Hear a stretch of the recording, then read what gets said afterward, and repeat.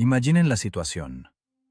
Una división de infantería de élite de la Wehrmacht, una máquina de matar perfectamente aceitada, detiene repentinamente su ofensiva sobre Stalingrado. Cientos de soldados, artillería y aviación se quedan paralizados ante nada. En los informes alemanes llamarán a esto combates tenaces contra fuerzas enemigas desconocidas. Pero la verdad resultó ser mucho más aterradora y descabellada que cualquier manual militar. Toda esa armada no luchaba contra un regimiento ni contra una compañía. Luchaba contra fantasmas, contra hierro muerto, cuyos hilos eran movidos por un solo hombre. Un hombre que se convirtió en un esqueleto de 43 kilogramos de peso. Un hombre que vivió 107 días en un ataúd de acero helado, alimentándose de ratones y de su propia rabia. ¿Cómo obligó un solo mecánico al enemigo a creer en la existencia de todo un pelotón, utilizando solo troncos, cuerdas y cálculo de ingeniería? ¿Y qué hizo cuando los alemanes finalmente abrieron la escotilla de su tanque? Una historia imposible de creer, pero que todos deberían conocer. Miren hasta el final. El desenlace cambiará su idea sobre las capacidades del espíritu humano. La tierra se alzó en vilo. Primero llegó el golpe, sordo, pesado, como si el martillo de Dios hubiera caído directamente sobre la parte superior de la torreta. El sonido llegó un instante después. Las membranas de los oídos se hundieron hacia adentro. El mundo se colapsó hasta el zumbido de una cuerda rota. El polvo llenó los pulmones antes de que el cerebro se diera cuenta. Nos habíamos detenido. Agosto del año 42. La estepa del Don arde. El sol derrite el blindaje, pero el calor que emana del metal al rojo vivo no es nada comparado con el fuego que devora el horizonte. Los Junkers entraban en escuadrones, metódicamente, como en un polígono de pruebas. No bombardeaban, nos clavaban en la tierra arcillosa. Dentro del tanque es un infierno. Olor a quemado, a goma chamuscada y el dulce aroma del sistema hidráulico. Yo, el sargento mayor Gromov, mecánico conductor, intento encontrar las palancas al tacto. Las manos no obedecen, los dedos tiemblan con un repiqueteo fino y desagradable. El embrague lateral izquierdo está muerto, el derecho, muerto. El pedal del acelerador se hunde en el vacío. ¡Arranca! El grito del comandante, el teniente Sokolov, supera el zumbido en mis oídos. Gromov, maldita sea, arranca, ¡nos vamos! No respondo. Ya conozco el diagnóstico. Mi cuerpo, fusionado con esta máquina durante meses de combates, siente la muerte del mecanismo. Salgo por la escotilla del conductor. El aire afuera es espeso, como gelatina, saturado de polvo y muerte. La inspección es breve, profesional, sin emociones, solo hechos. Explosión cercana de una bomba aérea de alto poder explosivo. La esquirla, un trozo de hierro fundido pesado y dentado, golpeó en el lugar más vulnerable. Atravesó el guardabarros, destrozó el compartimento de transmisión y entró en el corazón de la máquina. El bloque de cilindros del motor B2 está partido. 12 cilindros, 500 caballos de fuerza, que hace un minuto arrastraban 30 toneladas de acero, se han convertido en un montón inútil de aluminio muerto. El aceite brota sobre la tierra ardiente como sangre negra y humeante. La oruga izquierda está rota, los eslabones torcidos hacia afuera, como costillas rotas. La rueda tensora se ha salido del eje. El tanque ha muerto. Como unidad móvil, ha dejado de existir. Ahora son simplemente 30 toneladas de hierro inmóvil en medio de la estepa. ¿Y bien? Sokolov se asoma desde la torreta. Tiene el rostro desencajado, los ojos blancos por el polvo de cal. El motor se acabó, camarada teniente. Mi voz suena sorda, como desde dentro de un barril. El bloque está roto, la oruga cortada. Llegamos al final. A nuestro alrededor reina el caos de la retirada. La infantería corre, no de forma organizada, sino en una corriente gris continua, abandonando mochilas, rifles y conciencias. Los camiones rugen, patinando en la arena. Alguien grita, alguien reza. Los proyectiles estallan cada vez más cerca, levantando fuentes de tierra negra. Los tanques alemanes ya están cerca. Su rechinar se oye a través del estruendo de las explosiones. Sokolov salta al suelo, examina el agujero. Patea con la bota la oruga caída. «Quema la máquina», ordena. Su voz se rompe en un chillido. «Es el reglamento, no dejársela al enemigo. Una granada en el tanque de combustible, una granada en la recámara. Rápido, Gromov, la infantería se va, nos van a cortar el paso». Tiene razón. Según el reglamento, una máquina inmovilizada que no se puede evacuar debe ser destruida. Convertirla en una antorcha para que a los alemanes solo les quede un esqueleto calcinado. La tripulación debe volver con los suyos. Vuelvo a subir a la torreta. Allí el cargador, un chico joven, muy verde todavía, aprieta contra su pecho un disco de ametralladora. Tiembla. «Sal de ahí», le digo. «Lárguense de aquí».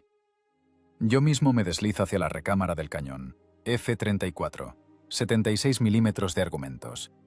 Paso la palma de la mano por el acero frío del cerrojo. El metal está liso, aceitado. La cuña del cerrojo se mueve suavemente, con un clic jugoso y graso. El mecanismo de elevación funciona. El de giro va duro, pero funciona. La torreta está intacta. La carga de munición está completa. 77 proyectiles, de fragmentación y alto explosivo, y perforantes. Esto no es chatarra, es un fortín. Un punto de fuego permanente. Una cápsula blindada. ¿Estás sordo? Sokolov ya tiene en la mano una granada F1. «¡Revienta los tanques! ¡Los alemanes están a 1 kilómetro!». Lo miro desde arriba, desde la escotilla. En mi cabeza se acciona un interruptor. No hay miedo, hay un cálculo frío. Si corro ahora con ellos, por la estepa abierta, me matarán. Una esquirla, una bala perdida, la oruga de un Panzer alemán. Soy mecánico, conozco el hierro. En el campo soy carne, en el tanque soy blindaje. «No», digo, en voz baja, pero de modo que él me oye. «¿Qué?». Sokolov se queda paralizado. «¡Tribunal! ¡Te fusilaré!». «El cañón está intacto», le corto. «La munición está completa. El blindaje es de 45 milímetros en ángulo. No voy a quemar un arma que funciona». «Te morirás aquí, solo. Es un ataúd, Gromov, un ataúd de acero». «Es mi máquina». Cierro la escotilla. El estruendo del metal corta la histeria del comandante. Oigo cómo maldice afuera. Oigo cómo huyen. El ruido de las botas se aleja, se disuelve en el rugido general de la catástrofe. Me quedo solo. El silencio dentro del tanque presiona los oídos con más fuerza que el estruendo. El motor se enfría, el metal cruje al contraerse. Me siento en el puesto del artillero. Ahora soy comandante, artillero y cargador. Y mecánico de un motor muerto. Miro por el periscopio. El polvo se asienta. La estepa se vacía. Los nuestros se han ido. Reviso los bolsillos. La bolsa de tabaco está a la mitad. Cerillas, una navaja. En la cantimplora hay agua tibia y rancia, para 3 tragos, no más. En la mochila, un par de galletas secas envueltas en un trapo y un trozo de tocino, rancio, duro como una piedra. Eso es todo. ¿Para cuánto alcanzará? ¿Para un día? ¿Para 2? Miro la munición. Los proyectiles brillan con una luz amarilla tenue en la penumbra. 77 vidas. 77 muertes. Esa es mi moneda, mi comida, mi agua, mi aire. Mientras tenga proyectiles, existo. Primera regla de la mecánica. El sistema tiende al reposo. Pero aquí no habrá reposo. Me arrastro al asiento del conductor. Necesito tapar los agujeros. Si una bala da en el tanque de combustible, arderé. Si una esquirla rompe la varilla del disparador, quedaré desarmado. Encuentro trapos, aceitados, sucios. Tapo las rendijas. No ayudará contra un proyectil, pero dará la ilusión de integridad. Las manos hacen todo solas, en automático. Memoria muscular. Una llave de 22. Apretar los pernos del visor. Limpiar la óptica de la mira. El cristal debe estar limpio. La suciedad en el cristal es un error. Un error es un fallo. Un fallo es la muerte. El sol se inclina hacia el ocaso. Dentro del tanque se pone sofocante, como en un horno. El blindaje se ha calentado durante el día y ahora irradia el calor hacia dentro. El sudor inunda los ojos, cáustico, salado. Me quito el casco, me limpio la cara con la manga del mono. el mono se ha endurecido por el aceite y la sangre. ¿Sangre de quién? No recuerdo. Tal vez mía. Adelante, donde se pone el sol, se levanta una nueva ola de polvo, oscura, pesada. No son nuestros camiones ligeros, son ellos, la Wehrmacht. La División de Infantería 295. Van hacia el Don. Creen que el camino está abierto. Creen que aquí no hay nadie más que cadáveres y vehículos quemados. Me pego a la mira, ajusto la distancia, tiro directo. La retícula se posa sobre la carretera por la que vendrán. El miedo llega en oleadas, un horror frío y pegajoso que me retuerce el estómago en un nudo. Estoy solo. A decenas de kilómetros a la redonda no hay ninguno de los míos, solo enemigos. Estoy emparedado en una caja de 30 toneladas. Si se acercan lo suficiente, me lanzarán granadas. Si traen un lanzallamas, me asarán vivo. Si simplemente me rodean, moriré de sed. Pero ese miedo es animal. Está en alguna parte del vientre, y la cabeza está clara, fría, ingenieril. No soy un héroe. Soy simplemente un hombre terco que no quiere morir en el campo. Quiero vender cara a mi piel. El tipo de cambio está fijado, un proyectil, un objetivo. En la torreta oscurece, cargo el cerrojo del cañón. El clic en el silencio suena como un disparo. Ahora solo queda esperar. Esperar y escuchar cómo se enfría el motor, cómo muere la esperanza y nace el cálculo. La noche cubre la estepa, la noche antes del primer día de mi nueva vida, la vida en un ataúd de acero. La mañana no comenzó con el amanecer, sino con una vibración. Vino de debajo de la tierra, se transmitió a través del fondo del casco, pasó a través de las suelas de las botas y repercutió en la columna vertebral. Un zumbido pesado, de baja frecuencia. Así no suena el viento, así suena un ejército ajeno. Me senté inmóvil, convirtiéndome en una pieza más del mecanismo, escuchando ese ritmo. El sol salía lentamente por el horizonte, inundando la estepa con una luz amarillo sucio. El aire comenzó a calentarse instantáneamente. A través de la ranura de visión, veía cómo la calima distorsionaba la perspectiva, haciendo que los arbustos temblaran como con fiebre. Junto con el calor llegó el polvo. Una nube enorme y densa arrastrándose desde el oeste. Caminaban con seguridad, con insolencia. La División de Infantería 295 de la Wehrmacht no se escabullía. Fluía por la estepa con paso de dueño. Delante, levantando nubes de polvo gris, se movían los motociclistas. Detrás de ellos, los camiones. Opel Blitz, cubiertos con lona, tractores con secciones de pontones en los remolques. Traían un cruce. Traían el puente por el que sus tanques debían cruzar el Don y entrar en Stalingrado. Los miraba a través de la óptica de la mira. El aumento hacía que sus rostros estuvieran aterradoramente cerca. Veía las mangas remangadas de los uniformes, los cuellos desabrochados, las manchas blancas de los pañuelos en los cuellos. Se reían. Alguien fumaba, soltando perezosamente el humo hacia el cielo ardiente. Un oficial en el vehículo de cabeza señalaba algo al conductor, indicando el río. Para ellos la guerra aquí había terminado. Quedaba la logística, simplemente llegar al agua, lanzar los pontones, tender el puente. No hay rusos. Los rusos huyeron, dejando en la estepa chatarra ardiendo. Mi tanque para ellos era exactamente eso, chatarra. Ennegrecido, cubierto de tierra y ramas, con la oruga caída, un típico cadáver de combates pasados. No me miraban como una amenaza, veían el decorado de una victoria. La distancia se reducía, 500 metros, 400, 300. Dentro de la torreta había un olor denso y pesado a aceite de máquina y a mi propio sudor. El corazón no latía en el pecho, sino en algún lugar de la garganta, impidiéndome respirar. Pero las manos vivían su propia vida. La palma derecha descansaba sobre el volante del mecanismo de giro, la izquierda apretaba la empuñadura del disparador. Ningún temblor, solo un espasmo de preparación frío y calculador. 200 metros, tiro de pistola. El vehículo de cabeza, un tractor semioruga pesado con una sección de puente de pontones, entró en la retícula.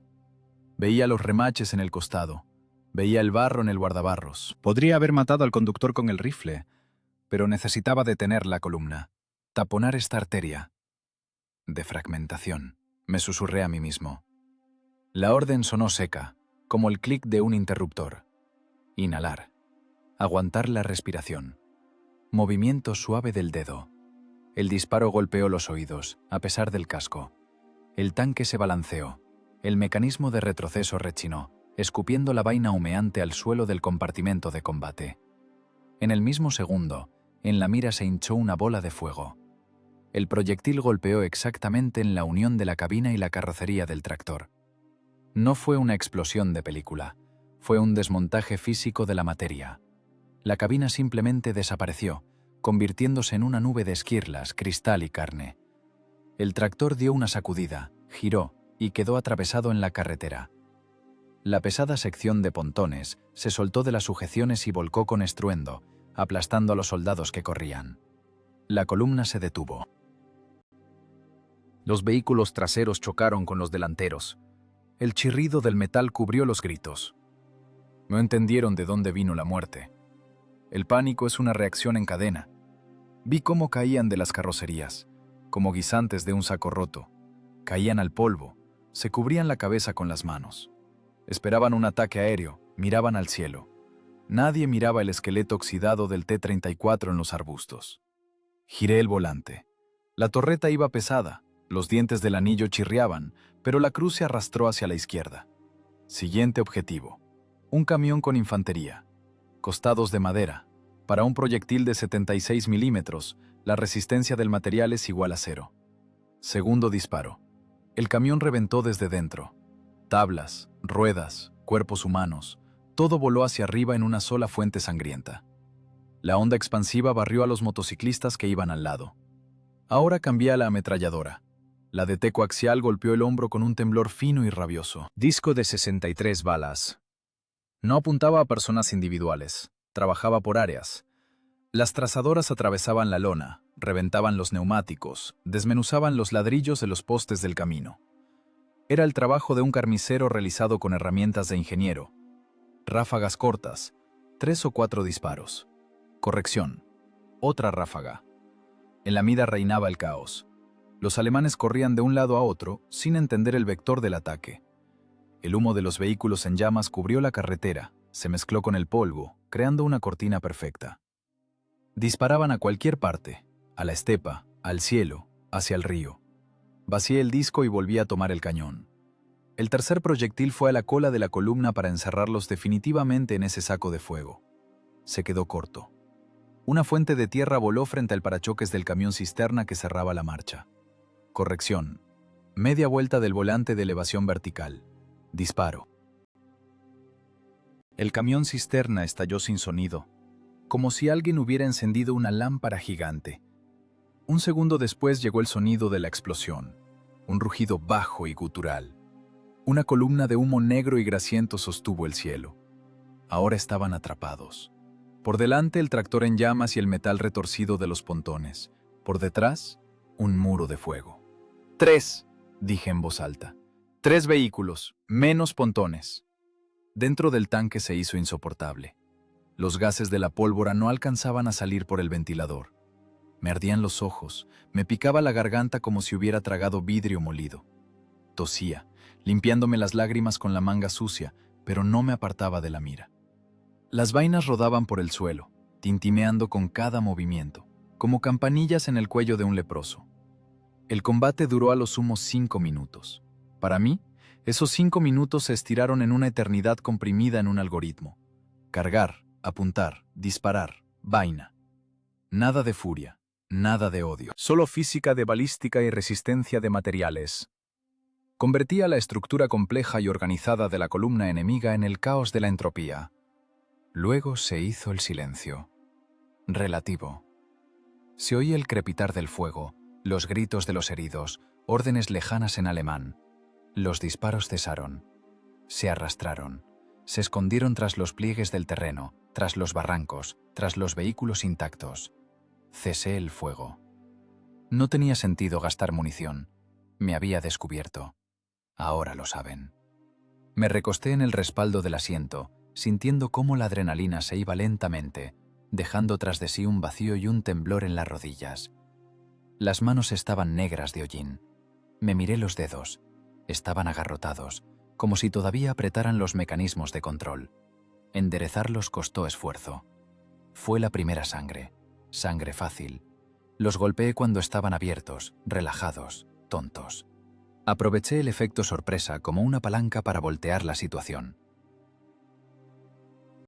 Pero el efecto sorpresa es un recurso de un solo uso, como la espoleta de una granada. Se quemó. Ahora empezará la verdadera cacería. Pegué la frente a la recámara fría, que ahora parecía fría en comparación con el calor del cañón, del arma. Oía cómo afuera, tras el blindaje, cambiaba el mundo. Los gritos se volvieron organizados, empezaron a funcionar las radios. En algún lugar allá afuera, tras la cortina de humo, los oficiales de la Wehrmacht ahora despliegan mapas, trazan sectores, piden artillería o aviación. Ya no son turistas despreocupados, son asesinos profesionales a los que han insultado, y ese insulto lo lavarán con sangre, con mi sangre. Evalué mi posición. El tanque estaba en una trinchera para vehículos, cavada por nuestras tropas hacía una semana, y estaba bien camuflado por los arbustos. Desde la carretera no se me ve, solo la boca del cañón y el mantelete. Pero los fogonazos de los disparos me desenmascaran al instante. Pronto hará calor aquí. Mucho más calor que por el sol de agosto. Hay que cambiar de táctica. Sentarse y esperar significa morir. El tanque está inmóvil. La maniobra está excluida. Significa que tendré que maniobrar no con blindaje, sino con información, con engaño, con ilusión. Volví a mirar por la mira. El humo del camión cisterna en llamas se arrastraba por el suelo, tapando la visión. Eso es bueno. El humo es tiempo. Tengo tal vez 1 hora, tal vez 2, hasta que traigan los cañones antitanque, hasta que desplieguen los morteros. Bueno, Gromov, graznó mi voz en el vacío de la torreta. La voz era ajena, chirriante. ¿Querías guerra? Ya la tienes, personal, exclusiva. Busqué en la mochila, saqué ese mismo trozo de tocino. Corté una rebanada fina, casi transparente. La puse en la lengua. El sabor de la grasa rancia me pareció ambrosía. El estómago se contrajo en un espasmo, exigiendo más, pero me obligué a parar. Las calorías son combustible. El combustible hay que ahorrarlo. Por delante hay un turno largo. Entendía. No irían en un ataque frontal contra el tanque con rifles. Intentarían destruirme a distancia, arrasarme con artillería, convertir esta colina en un paisaje lunar. Entonces, tengo que hacer que disparen a otro lado. Miré la escotilla. El sol estaba en el cenit. El día apenas comenzaba. El primer día de 107. Pero entonces yo no lo sabía. Solo sabía una cosa. Estoy vivo, el cañón está cargado y el enemigo está detenido. Por ahora detenido. En mi cabeza comenzó a formarse un plan loco, ingenieril, desesperado. Si no puedo mover el tanque, debo obligar a moverse a la realidad a su alrededor. Debo crear fantasmas. Abrí la escotilla y saqué la cabeza. El aire olía a quemado y a carne asada. El olor dulzón y nauseabundo de la guerra. En algún lugar a lo lejos zumbaban motores. Llegaban refuerzos. Inhalé profundamente este cóctel venenoso y me zambullí de nuevo en el vientre de acero. El trabajo apenas comenzaba. La noche no trajo frescura. Trajo oscuridad, densa y compacta como el aceite pesado. En esta oscuridad cada crujido parecía el paso de un saboteador, y el chasquido del motor enfriándose, el sonido de un cerrojo amartillado. Pero no se podía dormir. Dormir en mi situación no es descanso. Es una desconexión no autorizada del sistema que lleva a un fallo fatal. Sabía, los alemanes no irían al ataque de noche sin reconocimiento, pero por la mañana golpearían. Y si ven frente a ellos un único tanque inmóvil, me quemarán en 2 minutos. La aritmética de la guerra es simple. 1 es igual a 0. Para sobrevivir, hay que convertirse en multitud. Salí de la escotilla. El aire estaba inmóvil. El silencio solo lo rompía el lejano y apenas audible zumbido de los generadores alemanes en la otra orilla. Ellos tenían luz, tenían comida caliente. Yo tenía un hacha, un rollo de cable y rabia. La tarea era ingenieril, cambiar el mapa táctico del terreno sin tener recursos. Materiales, lo que hubiera a mano. Herramientas, las manos y la herramienta de zapador. Me deslicé al barranco donde crecían árboles raquíticos y retorcidos. El hacha se clavó en la madera con un sonido sordo y húmedo. Cada golpe repercutía en el hombro, recordándome el día pasado tras las palancas. Pero no sentía dolor. El organismo pasó al modo de emergencia, cuando los recursos se toman de la reserva intocable. Cortaba troncos, delgados, torcidos, húmedos. Los arrastraba arriba, hacia la posición, a rastras. La tierra bajo las botas se desmoronaba. Yo jadeaba, escupiendo saliva viscosa mezclada con polvo. Un tronco, 50 kilos de peso muerto. Necesitaba unas 2 docenas. Arriba y abajo, como un pistón en un cilindro, solo que sin aceite. A una distancia de 500 metros, el ojo humano no distingue detalles. Ve una silueta, geometría. Un tanque para un observador es un rectángulo bajo de casco y una torreta. Necesitaba crear la geometría de la amenaza. Clavaba estacas en la tierra dura como el hormigón. Las manos, ya lastimadas por las palancas, empezaron a sangrar. Los callos reventaban, la piel se salía a tiras, dejando al descubierto la carne viva. El mango del hacha se puso resbaladizo y pegajoso. Me limpiaba las palmas en los pantalones, dejando en ellos franjas oscuras, y seguía golpeando con el reverso del hacha. El primer armazón se levantó a la izquierda de mi tanque, a unos 40 metros. Una construcción tosca de ramas y palos. Extendí sobre ella trozos de lona encontrados en un camión destrozado. Encima eché ramas de ajenjo. En la oscuridad parecía un montón de basura, pero por la mañana, cuando el sol diera sombras largas, este montón de basura se convertiría en un T-34 en una trinchera. «¡Párate derecho, soldado Roble!», grazné, atando el cañón, un palo largo y recto, a la torreta. «No te encorves ante los alemanes». La voz sonaba salvaje en el silencio nocturno. Hablaba con un árbol. Era una mala señal, pero el silencio era peor. El silencio volvía loco. La segunda maqueta la puse a la derecha. Esta era peor, más torcida, pero la cubrí de maleza casi hasta el techo. Tipo tanque en trinchera profunda. Pero la estática era insuficiente. Los tanques muertos no asustan, asusta lo que se mueve. Necesitaba cinemática, ingeniería del engaño. Encontré un cable de acero en la caja de repuestos, delgado, de remolque. Lo corté con un cincel en trozos. No tenía sistema de poleas, tuve que improvisar. Usé ramas lisas como guías, lubricándolas con restos de grasa de la prensa de engrase. El cable se extendía desde mi tanque hacia la maqueta izquierda, rodeaba una estaca clavada en la tierra y se fijaba al marco giratorio de la torreta de madera. Principio de la palanca. Mecánica simple, conocida desde los tiempos de Arquímedes. Si tiro del extremo del cable aquí, en mi escotilla, allá, a 40 metros, la construcción de madera crujirá y girará un par de grados. Extendí una segunda línea a la maqueta derecha. Ahora era un titiritero. Mi tanque se convirtió en el centro de control de este teatro de sombras. Una araña en el centro de la telaraña. A las 3 de la mañana el trabajo estaba terminado. Las manos temblaban tanto que no podía liar un cigarrillo. Los músculos de la espalda se petrificaron y ardían como fuego. Caí sobre el blindaje, mirando al cielo negro. No se veían estrellas por el humo que colgaba sobre la estepa. Tenía sed. El agua de la cantimplora se había acabado durante el día. Me lamí los labios resecos. Ya no notaba el sabor de la sangre. En el estómago había vacío y frío. El hambre dejó de ser un deseo agudo de comer. Se convirtió en un vacío sordo y doloroso que succionaba las fuerzas. Me metí dentro del tanque. En el compartimento de combate aún olía a pólvora. Comprobé el sistema. Tomé en las manos los extremos de los cables, introducidos a través de la escotilla del cargador. Tiré del izquierdo. Pesado. La fricción era salvaje. El cable se clavaba en la palma, arrancando lo que quedaba de piel.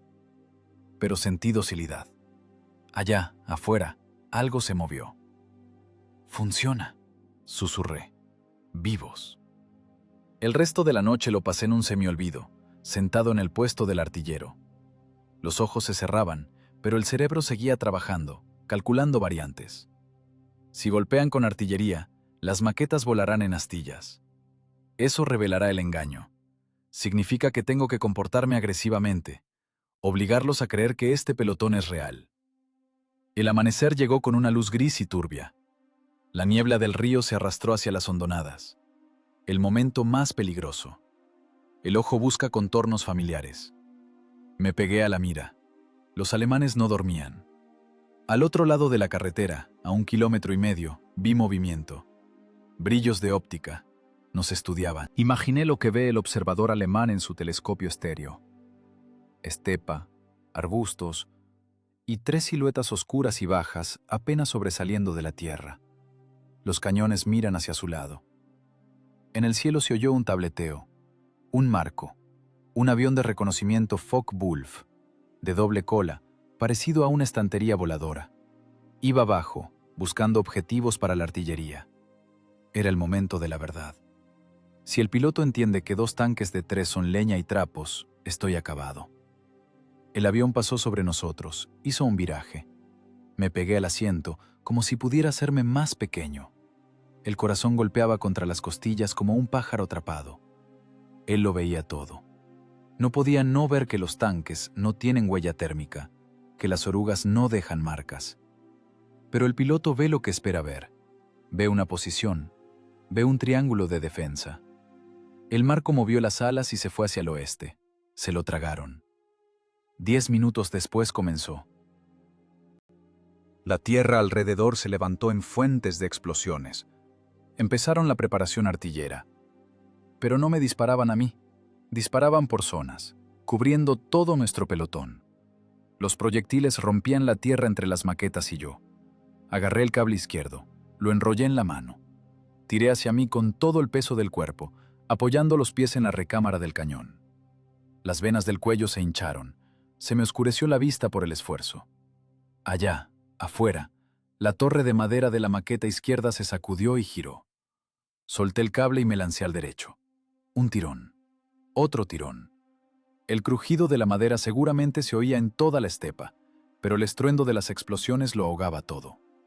Para los alemanes esto se veía así. Los tanques rusos maniobran con fuego. Están observando. Están vivos. Volví a la mira. La infantería alemana, que ya había empezado a levantarse para el ataque, se echó a tierra. No querían ir contra 3 tanques. Un tanque es una casualidad. 3 tanques son un sistema de defensa. Es ya una táctica, y contra una táctica se necesita otra táctica. Detuvieron el ataque. Empezaron de nuevo a reagruparse. Exhalé, sintiendo como por la espalda corría sudor frío. Había ganado tiempo. Les vendí aire empaquetado en lona al precio de vehículos blindados reales. Mis manos temblaban, de los dedos goteaba sangre, manchando las palancas de control, pero yo sonreía. Con la sonrisa malvada y torcida de una calavera. «Resistimos, hombres», les dije a mis soldados de madera. «Resistimos a muerte». El sol subía más alto, prometiendo un nuevo día en el infierno. Pero ahora no estaba solo. Tenía mi ejército fantasma, creado de basura y de mi terquedad. Y mientras yo tirara de los hilos, este ejército estaba vivo. La guerra es economía, un balance de débito y crédito, donde la moneda son el plomo, el trinitrotolueno y la fuerza viva. Hacia el mediodía los alemanes decidieron invertir en este sector de la estepa a lo grande. Se cansaron de perder infantería en reconocimiento por combate y pasaron a la demolición de obstáculos a distancia. Empezó con morteros. Minas de 80 milímetros caían verticalmente, con un silbido aullador y desagradable, desmenuzando la tierra seca alrededor de mis posiciones. Las explosiones caían agrupadas, arando el espacio entre el tanque real y mis maquetas de madera. Para ellos era un problema matemático. El área del cuadrado multiplicada por la densidad del fuego es igual a la destrucción del enemigo. Yo estaba sentado dentro de la caja ardiente, aferrado a las palancas de control de los cables. Mi mundo se redujo a 2 cuerdas y al ocular de la mira. El aire adentro se espesó, se volvió caliente y viscoso. La ventilación no daba abasto. Cada explosión afuera resonaba dentro como un golpe sordo de martillo sobre el blindaje, del cual caía cascarilla y polvo del techo, metiéndose por el cuello, en la nariz, en los ojos. Un golpe. La tierra se levantó junto a la maqueta izquierda. Las esquirlas cortaron la lona, arrancaron las ramas del camuflaje. Para el observador alemán eso parecía un impacto. El tanque debía callar o incendiarse. Enrollé el cable en el codo, apoyé el pie en la recámara del cañón y tiré. Bruscamente, hasta que crujieron las articulaciones. A través de la estrecha ranura del periscopio vi cómo la torre de madera del tanque izquierdo se sacudió y giró ligeramente hacia la explosión. Era una imitación de vida, imitación de la reacción de la tripulación que busca el objetivo. ¿Recibieron? Grazné escupiendo arena. Todavía estamos aquí. Estamos furiosos. Los alemanes creyeron. El fuego se intensificó. Ahora se unió la artillería de regimiento. 105 milímetros. Eso ya es serio. Los pesados proyectiles de alto explosivo rompían el suelo, dejando cráteres en los que se podría esconder un caballo. La tierra temblaba, vibraba como carne viva bajo el bisturí. Mi tarea se convirtió en una danza loca. Un disparo del cañón para mostrar los dientes, expulsión de la vaina, un tirón del cable derecho para que el tanque derecho marcara presencia, un tirón del izquierdo para mantener la ilusión del pelotón. Me movía de un lado a otro en el compartimento de combate, golpeándome las rodillas y los codos contra el metal, asfixiándome con los gases de la pólvora. El sudor inundaba los ojos, escocía las raspaduras, se mezclaba con la suciedad en la cara, convirtiéndome en un monstruo. Era un duelo no de aniquilación, sino de desgaste. Yo cambiaba sus proyectiles por mis calorías. Un intercambio desigual, pero no tenía elección. En la mira destellaron fogonazos. Batería en la otra orilla. Giré el volante, llevando la retícula hacia una referencia, un árbol seco solitario junto a la carretera. Hice la corrección por el viento. El viento era fuerte, estepario, se llevaba el humo y el polvo, descubriendo los objetivos. Disparo. 76 milímetros de acero y explosivo se fueron hacia el objetivo. Un segundo después, donde estaba la dotación alemana, se levantó una columna de tierra. No vi si acerté o no, pero el ritmo de su fuego se interrumpió. -1, constaté. La voz era necesaria para oírme a mí mismo, para saber que aún no me había quedado sordo definitivamente. Pero ellos aprendían. Dejaron de disparar por zonas y empezaron a apuntar a puntos concretos. Un proyectil estalló a 10 metros de mi tanque. El blindaje fue azotado por esquirlas. El zumbido fue tal que parecía que estaba sentado dentro de una campana. El periscopio del conductor se agrietó, se cubrió de telarañas, pero resistió. Si hubieran dado en el costado, lo habrían atravesado. 45 milímetros de blindaje es protección contra cañones de 45, no contra obuses. Entendí. Me habían encontrado. Al verdadero yo. Había que desviar su atención urgentemente. Dejé el cañón, agarré ambos cables a la vez. Tiré del izquierdo, luego del derecho, luego otra vez del izquierdo, creando una actividad caótica y de pánico en los flancos. Las construcciones de madera crujían, se tambaleaban, la lona ondeaba al viento. Desde fuera debía parecer una preparación para el ataque o el pánico de vehículos dañados. Los alemanes picaron por reflejo, trasladaron el fuego a los flancos. Los proyectiles empezaron a romper la tierra alrededor de las maquetas. Vi como una de las bombas de aviación, que llegó un minuto después, cayó exactamente sobre la maqueta derecha. La explosión fue de una fuerza monstruosa. Árboles, tierra, trozos de lona volaron a la altura de un edificio de 5 pisos. La onda expansiva sacudió mi tanque, derribándome. Me golpeé la cabeza contra la recámara, ante los ojos nadaron círculos rojos. Cuando el polvo se asentó un poco, miré por el periscopio. El tanque derecho ya no existía. En su lugar bostezaba un hoyo humeante. Astillas, parecidas a fragmentos de huesos, estaban esparcidas en un radio de 50 metros. Pero los alemanes festejaban. Oía cómo cambiaba el tono de sus conversaciones, aunque no entendía las palabras. Habían destruido el tanque ruso. Habían gastado en un montón de leña, una bomba de aviación de 250 kilos y una decena de proyectiles pesados. «Cobran caro, bastardos», susurré, limpiándome la sangre que manaba de la ceja partida. Caro. 1 de 3 destruido. Quedaban 2. El juego continuaba, pero las apuestas subieron. Ahora pensaban que habían abierto una brecha en la defensa. La infantería se levantó de nuevo. Figuras grises, pequeñas, encorvadas, corrían de cráter en cráter. Iban a la zona muerta, allí donde acababa de haber una explosión. Pensaban que allí estaba limpio. Volví al cañón. Las manos temblaban, pero en cuanto los dedos tocaron el metal de los volantes, el temblor pasó. Se encendió el modo máquina. Carga. Un cartucho unitario con granada de fragmentación pesa casi 7 kilos. En la estrechez de la torreta, en el humo, al límite de las fuerzas, parecía de plomo. Meterlo en la recámara. Golpear con el puño, empujando. El estruendo del cerrojo. Esperé. Que se acerquen más. Que crean en su victoria.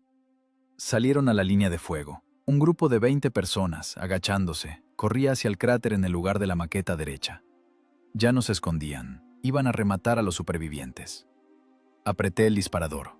Un disparo a quemarropa, desde una distancia de 300 metros, con proyectil de fragmentación contra infantería no es guerra, es una carnicería. El proyectil estalló en el centro del grupo. La onda expansiva en el espacio cerrado del cráter funcionó como una prensa. A los que no cortó con esquirlas, los mató el cambio de presión. Añadí inmediatamente con la ametralladora. Una ráfaga larga y furiosa, barriendo todo lo vivo. La DT se atragantaba. Las vainas caían sobre mis rodillas como lluvia caliente. Veía caer a los que intentaban correr hacia atrás, cómo se pegaban a la tierra, intentando volverse planos, invisibles. «Esto es por el bosque», gruñía yo, cambiando el disco. «Esto es por mi trabajo. Construí esto toda la noche, y ustedes lo rompieron». Los alemanes retrocedieron, de nuevo. No podían entender con qué luchaban. Destruyeron el tanque, pero desde allí seguían disparando. La lógica se rompía. El miedo a lo incomprensible es más fuerte que el miedo a la bala. El soldado alemán está entrenado para luchar con un enemigo que ve. Con fantasmas que resucitan tras un impacto directo de bomba de aviación, no sabían luchar. Llegó una pausa. Un silencio sonoro y ensordecedor tras el cañoneo. El polvo se asentaba lentamente, cubriendo el blindaje con una capa gris parecida a ceniza. Me deslicé hasta el fondo del tanque. No tenía fuerzas para sentarme. El cuerpo era sacudido por un temblor fuerte, el bajón tras la tormenta de adrenalina. El corazón latía irregularmente, con fallos, repercutiendo con dolor en el brazo izquierdo. Miré el reloj. El cristal estaba roto, las agujas se congelaron en las 12. El tiempo se detuvo. O murió. A mi alrededor había vainas disparadas, decenas de vasos de latón. Cada uno de ellos es la muerte de alguien o el segundo salvado de alguien. Conté los proyectiles restantes. La munición se derretía. 30 piezas. Solo 30 veces puedo decir no. ¿Y después? Después solo quedará el hierro. Cerré los ojos. Ante mi vista interior estaba la imagen. El hoyo ardiendo en el lugar de la maqueta y los cuerpos destrozados alrededor. Ninguna lástima. La lástima es un lujo del tiempo de paz. Aquí funcionaba otra ética, la ética de la supervivencia. Obligué a los alemanes a luchar contra el vacío. Gastaron toneladas de acero, cientos de litros de combustible, perdieron tiempo, perdieron hombres, y todo para hacer astillas un montón de troncos. En eso estaba mi pequeño y malvado triunfo, el triunfo del ingeniero sobre la fuerza bruta. Pero entendía, volverían, traerían aún más proyectiles, llamarían aún más aviones. Son metódicos, no pararán hasta que aren aquí cada metro cuadrado. Y a mí me queda un cable, una ilusión, y un tanque real que lentamente se convertía en un horno al rojo vivo. Levanté del suelo la cantimplora, la agité, vacía. Ni una gota suena. La sed volvió, aguda, cortante, como si me hubieran echado arena en la garganta. Intenté tragar, pero no había saliva. La lengua estaba hinchada y molestaba en la boca. «No pasa nada», le dije a mi tanque. «Nos enfriaremos. Por la noche nos enfriaremos». Volví a subir a los periscopios. La observación no se puede detener ni un segundo. La guerra no hace pausas para el almuerzo o el sueño. La guerra es un proceso continuo, como la corrosión. Y ahora yo era el único inhibidor de esta corrosión en este sector del frente. Por delante estaba la tarde, y una nueva noche. Y el hambre, que ya había empezado a roer el estómago desde dentro, recordando que el hombre no es solo espíritu y rabia, sino también biología. Y la biología exigía lo suyo. El hambre no es un vacío en el estómago, es la química de la autodestrucción. Los primeros 3 días el estómago exige, se retuerce, aúlla, luego se calla. Llega la fase de silencio, cuando el organismo empieza a comerse a sí mismo. Primero se va la grasa, luego los músculos. Sientes cómo tu fuerza, tu capacidad de presionar la palanca o levantar un proyectil, se disuelve en la sangre, convirtiéndose en energía turbia para el funcionamiento del corazón. La comida se acabó hace una semana. La última galleta la desmigajé el martes, lamiendo las migas de la palma sucia, como una comunión. No hay agua desde hace 2 días. Conozco el funcionamiento del diésel, B2 hasta el último tornillo, pero no sé cómo hacer que mi cuerpo funcione sin agua. Lamía el condensado del blindaje. Era amargo, con sabor a humo de pólvora y hierro. No es agua, es líquido técnico. La noche cubrió la estepa con una manta densa y sofocante. En el tanque se enfriaba todo, menos yo. Me sacudían escalofríos. No era el frío del aire, era el frío del agotamiento. La glucosa en sangre cayó al mínimo crítico. El cerebro funcionaba a tirones, como un motor con mal combustible. Destellos de claridad se alternaban con caídas en una somnolencia viscosa y pegajosa. «Levántate, Gromov», me ordené. Los labios estaban agrietados, la lengua en la boca parecía un trozo de papel de lija. «Levántate o te mueres, hoy debo ir. No disparar, no maniobrar con cables, ir a conseguir calorías». Abrí la escotilla de escape en el fondo. Era la salida más segura. Me deslicé al hoyo fresco y con olor a humedad debajo del tanque. La tierra aquí estaba impregnada de aceite y de mi orina, pero este olor me parecía el olor de casa. Salida. Distancia hasta las ruinas más cercanas de la granja, 300 metros. Arrastras, de noche, a través de la tierra de nadie, que es barrida por cada centinela alemán que no duerme. Me arrastré. Los movimientos eran lentos, económicos. Mano derecha, pierna izquierda. Arrastrar el cuerpo, quedarse quieto, escuchar. El crujido de la hierba seca sonaba como el estruendo de un derrumbe de piedras. El corazón golpeaba contra las costillas tan fuerte que me parecía que los alemanes oían ese ritmo. Al cielo subió una bengala. Lámpara. Colgaba de un paracaídas, inundando la estepa con una luz mortecina, quirúrgica. Me pegué a la tierra con la cara. Me quedé quieto, tratando de fundirme con los montículos, de ser parte del paisaje. Las sombras se volvieron nítidas, negras, aterradoras. Me sentía un insecto bajo el microscopio. La bengala siseaba al bajar. Los segundos se estiraban como horas. Mientras arde el magnesio eres un blanco. Si te mueves una ráfaga de ametralladora te cortará por la mitad. La luz se apagó. La oscuridad golpeó los ojos, cegando aún más fuerte. Seguí arrastrándome. Las ruinas de la granja me recibieron con olor a quemado y podredumbre. Aquí hubo combates hace una semana. De las casas solo quedaban las chimeneas, sobresaliendo como lápidas, y montones de ladrillo roto. Buscaba un sótano. Buscaba cualquier agujero donde la gente pudiera guardar comida. El primer sótano resultó estar vacío. Solo ollas rotas y trapos. El segundo estaba bloqueado por una viga que no habría podido mover ni estando harto. En el tercero encontré la muerte. Allí yacía un anciano, seco, pequeño, parecido a una momia. No murió de una bala. Murió de lo mismo de lo que moría yo. Pasé por encima de él. Perdón, abuelo. A los vivos les hace más falta. En la esquina, bajo un montón de trapos sucios, palpé algo duro. Un saco. Pequeño, de lona. Desaté el nudo con dedos temblorosos. Papas, pequeñas, arrugadas, podridas en algunos lugares. Pero era materia orgánica, era vida. Al lado había un frasco. El vidrio estaba pegajoso. Adentro, un líquido turbio, encurtidos. Apreté el hallazgo contra el pecho. Era más caro que el oro, más caro que todas las condecoraciones del mundo. Era el billete al día de mañana. El camino de vuelta fue un infierno. Las fuerzas se acabaron. No me arrastraba mi cuerpo por la tierra, empujando delante el saco. Cada metro se ganaba con combate. En los ojos bailaban círculos de colores. Empezaban las alucinaciones.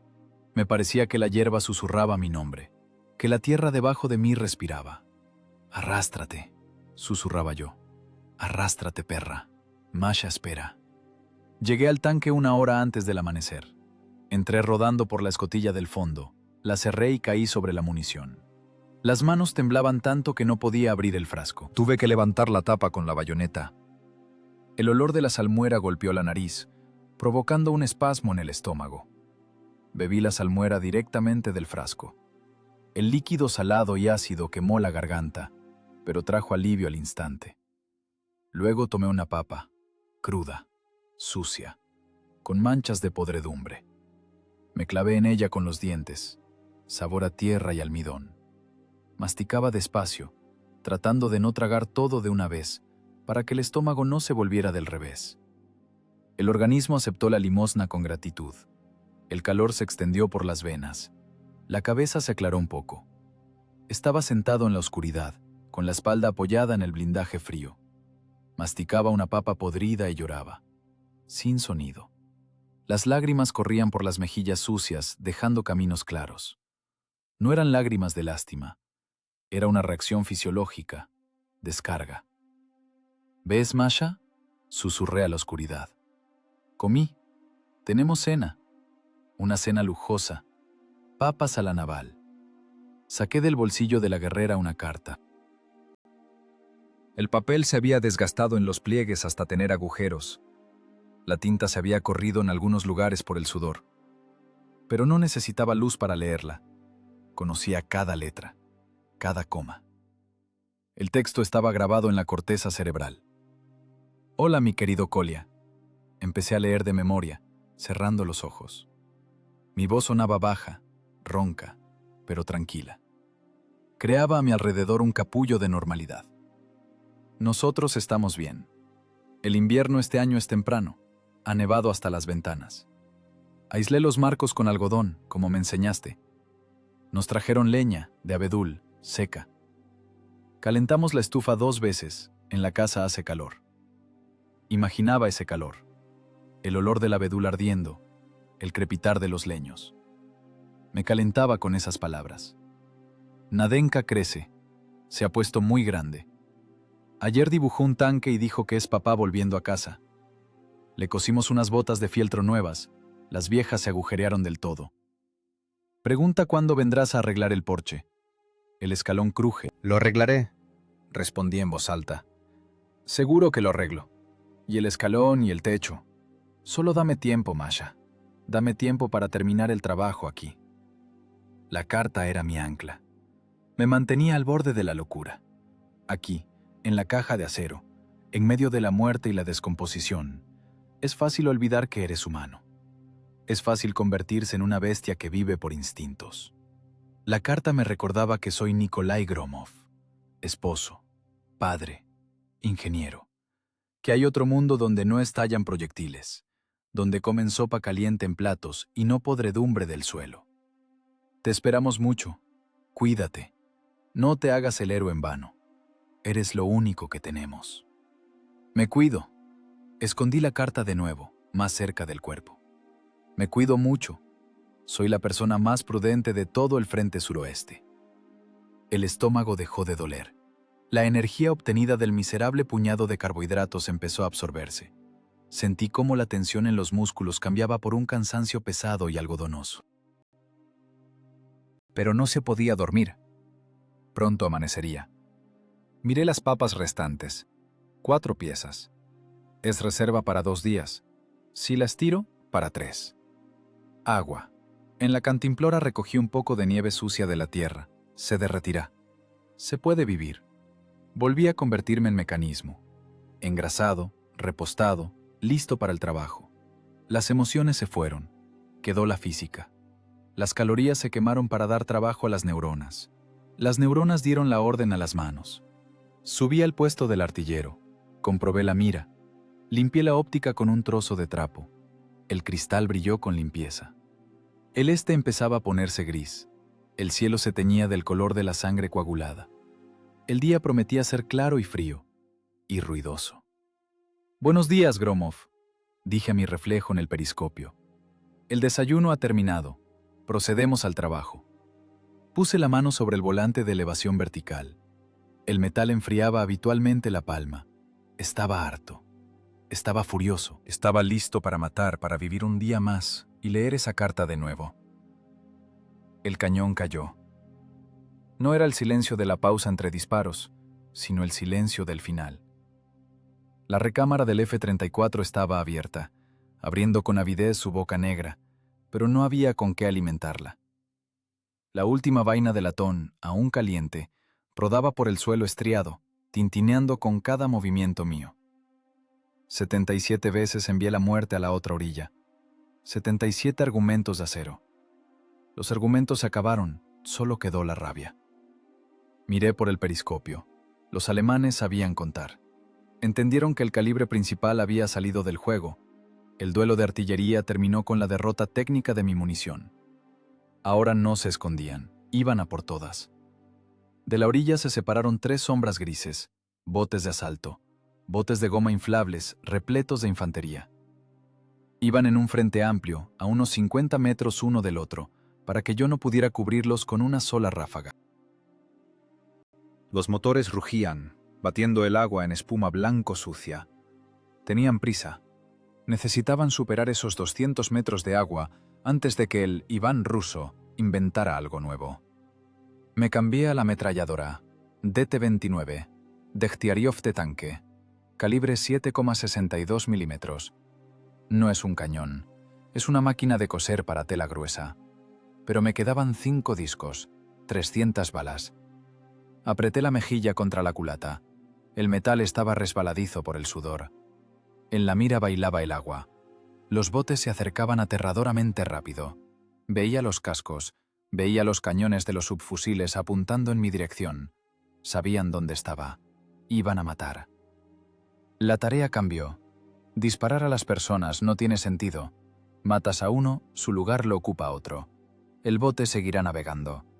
Hay que golpear al medio de transporte. Hay que quitarles la flotabilidad. Trabajamos, exhalé. El dedo apretó el gatillo. La ametralladora cobró vida, empujándome en el hombro. El sonido de la ráfaga en el espacio cerrado de la torreta era seco y crepitante, como si rasgaran una lona densa. Las vainas cayeron en la bolsa colectora. No disparaba a los soldados. Apuntaba a la línea de flotación. A los costados de goma tensos, inflados con aire. La primera ráfaga pasó por encima, levantando fuentes de salpicaduras tras la popa del bote izquierdo. Corrección, un poco más abajo. Aguantar la respiración. La segunda ráfaga cayó perfecta. Vi cómo el costado de goma gris del bote de repente se volvió desgarrado, como piel reventada. El aire salió hacia afuera, mezclándose con el agua. El bote cabeció, perdió la geometría, convirtiéndose en un trapo informe. Los soldados cayeron al agua helada. Su pesada munición, botas, cartucheras, abrigos, los arrastraba al fondo. Chapoteaban, agarrándose unos a otros, pero la DT seguía trabajando, convirtiendo el agua a su alrededor en un caldero hirviendo. Trasladé el fuego al bote central. Veían lo que pasaba con los vecinos. Intentaban maniobrar, zigzagueando de lado a lado. Pero en el agua no hay refugios. El disco se acabó. El clic seco del percutor. Segundos para recargar. Desenganchar el disco vacío, tirarlo al suelo, agarrar el cheno. Un disco pesado y frío, con olor a aceite de armas. Insertar en las ranuras, clic del seguro, montar el cerrojo. Las manos trabajaban más rápido que el pensamiento. No era una actividad consciente, era un reflejo desarrollado por años de entrenamiento, memoria muscular de mecánico. El segundo bote recibió su porción de plomo. Las balas atravesaron la sección de proa. No se hundió de inmediato, pero perdió velocidad. Empezó a girar con la corriente. Los soldados adentro abrieron fuego de respuesta. Las balas repiquetearon en el blindaje del tanque, como granizo en un techo de chapa.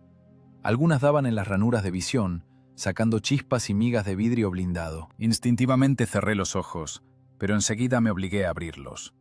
No se puede perder el objetivo. El tercer bote era el más insolente. Iba directo hacia mí, sin desviarse. Hasta la orilla quedaban 50 metros. 40. Apreté el gatillo. La ametralladora callaba. ¿Se atascó? No, el disco está vacío. Busqué con la mano en el estante. Vacío. Otra vez. Vacío. Todos los discos estaban tirados en el suelo, vacíos e inutilizables. El último lo gasté sin siquiera darme cuenta.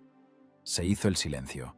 Un silencio terrible, algodonoso, en el que solo se oía el rugido del motor del último bote y mi propia respiración ronca. Se acercaban. 30 metros. 20.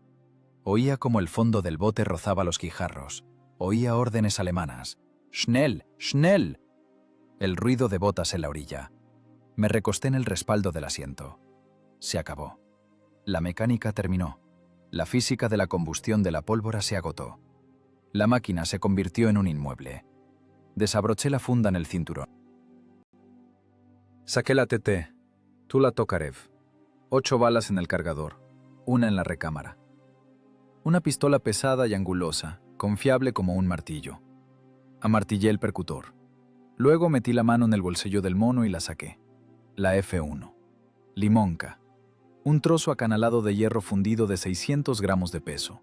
Adentro, 60 gramos de trimitrotolueno. Radio de acción letal de las esquirlas, 200 metros. En el espacio cerrado del tanque es el arma absoluta. Enderecé las patillas del seguro. Despacio, con cuidado. Los dedos no temblaban. Extraño, pero no había miedo.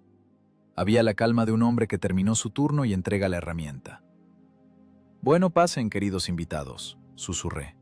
«Las puertas están abiertas». Ya estaban cerca. Oía sus pasos alrededor del tanque, el crujido de la arena bajo las botas claveteadas. No disparaban. Querían tomar a la tripulación viva. Pensaban que éramos muchos aquí, todo un pelotón. Querían trofeos. Alguien golpeó con la culata en el blindaje. Un sonido sordo, insolente. «¡Iván, ríndete!», gritó una voz afuera. «¡Guerra caput!». Miré la granada en mi mano izquierda. La palanca apretada firmemente al cuerpo. La anilla en el dedo. Basta con tirar de la anilla y se activará el cebo percutor. Si ceseará el retardador. 3,2 segundos. O 4,2. El tiempo de combustión del retardador depende de la temperatura y del lote de la espoleta. 3 segundos. 1. Inhalar. 2. Recordar la cara de Masha. 3. La eternidad. Cambié la pistola a la mano derecha. Apunté el cañón a la escotilla de la torreta. «No soy Iván», dije en voz baja. «Soy un tanque soviético, y los tanques no se rinden». Rechinó el cierre de la escotilla. La abrían desde fuera. La luz brillante y fuerte golpeó la penumbra del compartimento de combate. En la abertura apareció una cabeza con casco alemán. Rostro joven, curioso, ojos azules. Me vio. Sucio, cubierto de barba, con ojos locos, sentado en un charco de aceite y vainas. Vio la pistola. Vio la granada. La sonrisa se borró de su cara. Empezó a gritar algo, tratando de retroceder, pero detrás se empujaban otros. No le disparé, simplemente le mostré la anilla. El instante se estiró en un hilo fino y vibrante. Nos mirábamos a los ojos. Yo, un hombre que no tiene nada que perder, y él, un hombre que acaba de entender que cometió un error. En esos segundos no hubo ni ideología ni odio, solo hubo cálculo desnudo. Si suelto la palanca morimos todos. Yo, él, los que están sobre el blindaje. El tanque reventará desde dentro. La torreta será arrancada del anillo. Desapareció. Saltó, rodó por el blindaje gritando: «¡Granada!».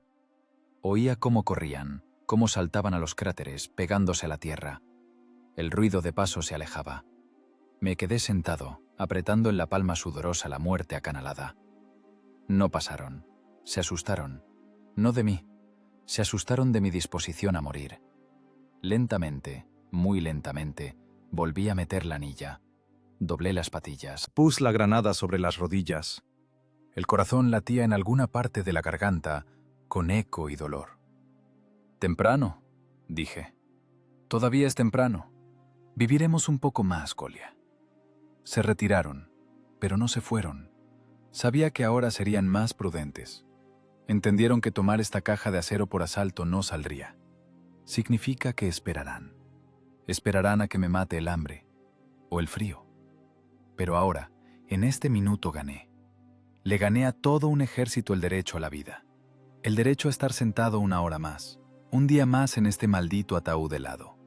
El sol se inclinaba hacia el ocaso. El día terminaba.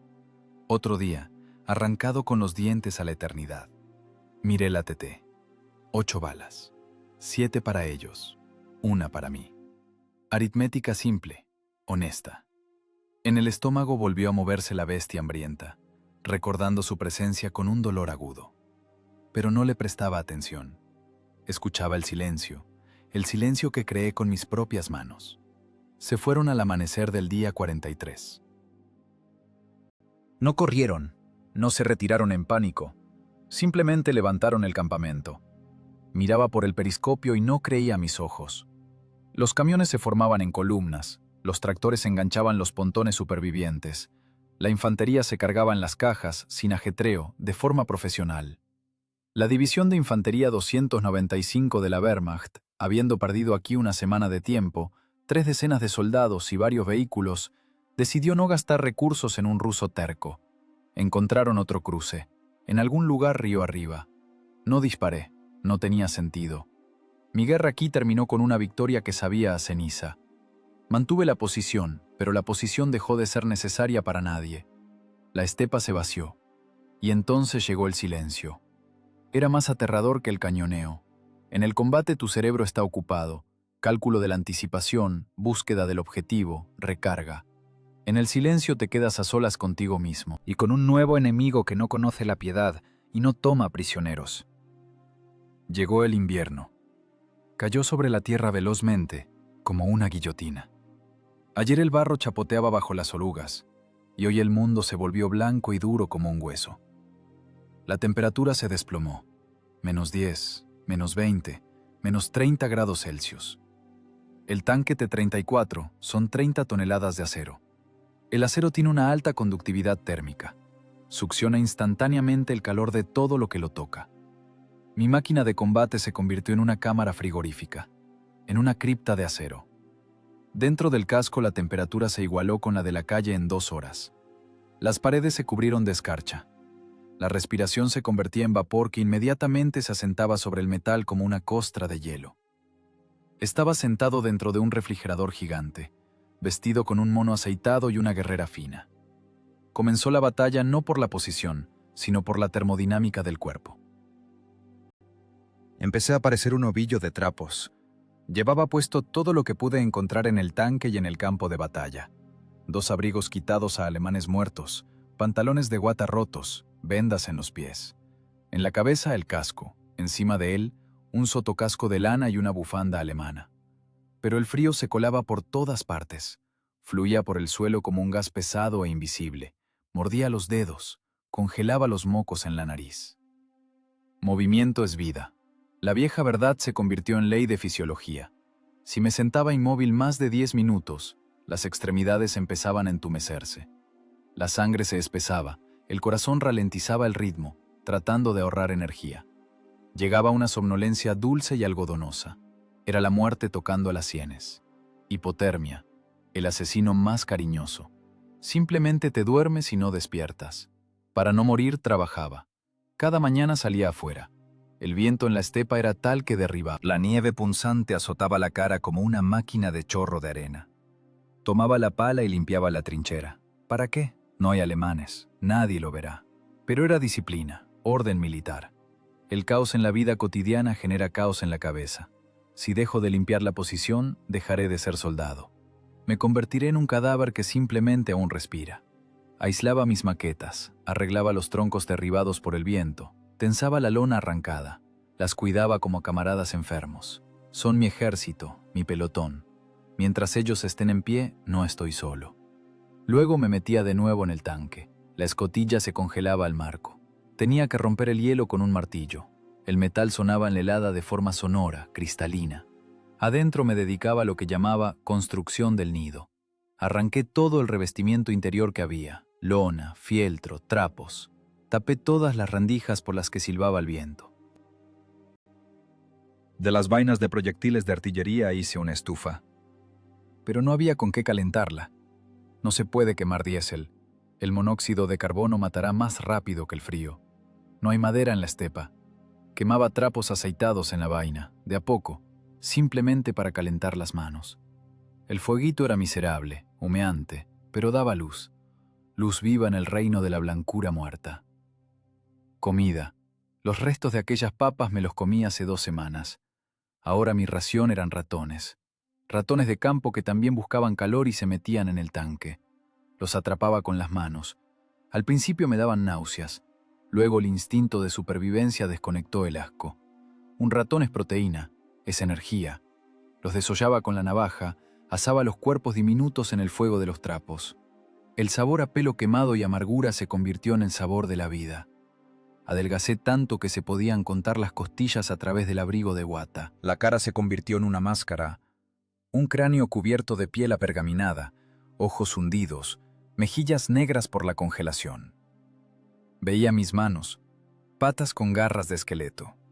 Pero estas patas seguían trabajando. Engrasar la ametralladora, limpiar la óptica, dar cuerda al reloj. El tiempo se volvió viscoso. Los días se fundían en una franja gris infinita. Para no volverme loco y no perderme en el tiempo, llevaba un diario. En el lado interior de la torreta, junto a la recámara, rayaba marcas con un clavo. Un palito, un día. 4 verticales, 1 tacha. 5. 52. Susurraba trazando otra línea. Los labios se agrietaban, en la boca sabor salado sangre. 52 días, Masha. Un poco más. Hablaba con ella constantemente, en voz alta. La voz en el silencio sonaba espeluznante, como el chirrido de bisagras viejas, pero necesitaba oír habla humana. Hoy hace frío, querida. Viento del norte, pero aislé la escotilla con un trozo de abrigo. Ahora nos sopla en la espalda. Y ayer vino un zorro, rojo, hermoso. Se paró, miró y se fue. Seguramente entendió que aquí no hay nada que cazar. Aquí solo hay hierro y un ruso furioso. Le contaba todo, cómo duelen las articulaciones, cómo el hambre retuerce el estómago. Qué bonito brilla la escarcha en la mira. Inventaba respuestas. Oía su voz en el aullido del viento. Aguanta, Colia, eres fuerte, tú eres de piedra. A veces llegaba la desesperación, tan negra y sin luz que daban ganas de tomar la teté y terminar todo con un apretón. ¿Para qué todo esto? ¿Quién necesita este ataúd oxidado en la estepa vacía? La división se fue. Los nuestros seguramente piensan que morí en agosto. Soy un fantasma, una unidad de combate no registrada. En esos momentos miraba las marcas en el blindaje. No, me decía, no tienes derecho, juraste bandera, estás en tu puesto, no hubo orden de retirada, orden de morir tampoco. Sacaba la carta. Ya se deshacía en partes. La guardaba entre 2 trozos de plexiglás arrancados de un periscopio. No la leía. La sabía de memoria. Simplemente miraba la letra. Los rizos de las letras eran hilos que me mantenían en este mundo. Diciembre rompía los huesos con la helada. El metal del tanque se congeló por completo. Si lo tocas con la mano desnuda, la piel se quedará en el blindaje. Aprendí a dormir a ratos, de 15 minutos, acurrucado alrededor de la recámara del cañón tibia, relativamente respecto a la pared helada. Me despertaba por el temblor, hacía ejercicio, movimientos de brazos, sentadillas, hasta que el corazón empezaba a latir, moviendo la sangre espesa. Y me sentaba de nuevo al periscopio. Observación. Sector de tiro vacío. Referencia sin cambios. Viento, 5 metros por segundo. Me convertí en una función, en un apéndice biológico del instrumento óptico. Mis deseos se atrofiaron. No había miedo, no había esperanza. Solo había un silencio blanco infinito y terquedad. Terquedad estúpida, animal, rusa. No entregaré este pedazo de tierra. No les entregaré este tanque. Mientras esté vivo, aquí es territorio de la Unión Soviética. Aunque sean solo 20 metros cuadrados dentro de una caja blindada, pero es mi país. En uno de los días, cuando la ventisca aullaba especialmente furiosa, cubriendo el tanque con montones de nieve hasta la torreta, me sorprendí pensando que había muerto. Que esto es el infierno, frío, soledad y espera eterna. Me pellizqué el brazo. Dolor. El dolor es vida. Significa que estoy vivo. Tomé el clavo y rayé una nueva marca, profunda, torcida. 107, susurré. La cifra parecía irreal. 107 días en un ataúd de acero. Estamos en pie, camarada tanque. Todavía estamos en pie. Afuera rugía la tormenta, cubriendo las huellas de la guerra, nivelando los cráteres, convirtiendo la estepa en una hoja en blanco. Y bajo la nieve, en el vientre helado de la máquina, latía un solo corazón, negándose a obedecer las leyes de la naturaleza. La termodinámica perdía. El espíritu resultó ser más resistente que el acero. Diciembre del año 42 llegó no con helada, sino con estruendo. Pero este estruendo era diferente. Todo el otoño el sonido de la guerra llegaba desde el oeste, pesado, opresivo, ajeno. Ahora el horizonte tronaba desde el este. Reconocería este sonido entre mil, el bajo profundo y retumbante de los obuses B-4 y el aullido chillón y desgarrador de los morteros reactivos. Katyushas. El frente regresaba. Estaba sentado en el puesto del artillero, pegado al blindaje helado. No tenía fuerzas para alegrarme. El organismo, habiendo agotado todas las reservas, trabajaba en modo de hibernación. El corazón latía raramente, con interrupciones, empujando la sangre espesa y fría por los vasos estrechados. Sabía, los nuestros vienen. ¿Pero llegarán aquí antes de que me congele definitivamente? La mañana salió clara.